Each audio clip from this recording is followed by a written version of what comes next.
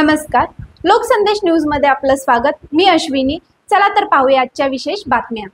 सासवडमध्ये आषाढी वारीपूर्वी भव्य mock drill, पोलिसांचा जलद प्रतिसाद। सासवड पोलीस स्टेशनच्या हद्दीतील सोपानकाका मंदिर येथे आषाढी वारी 2025च्या पार्श्वभूमीवर अतिरेकी हल्ल्याचा सामना करण्यासाठी सासवड पोलीस QRT बॉम्ब शोधक आणि नाशक पथक, ATB आणि ड्रोन युनिट यांच्या संयुक्त विद्यमाने यशस्वी मॉक ड्रिल पार पडली। गुप्त माहितीच्या आधारे संशयित इसम मंदिरात लपल्याचे समजताच परिसर सील करून भाविकांना सुरक्षित बाहेर काढण्यात आलं।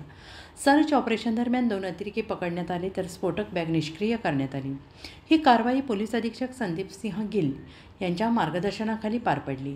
जलद प्रतिसाद, अचूक समन्वय आणि कार्यक्षमतेचे दर्शन घडवीत ही मॉक ड्रिल आषाढी वारीसाठी प्रशासन सज्ज असल्याचं अधोरेखित करते। लोकसंदेशसाठी पुणे जिल्हा प्रमुख पारस मुथा यांचा रिपोर्ट।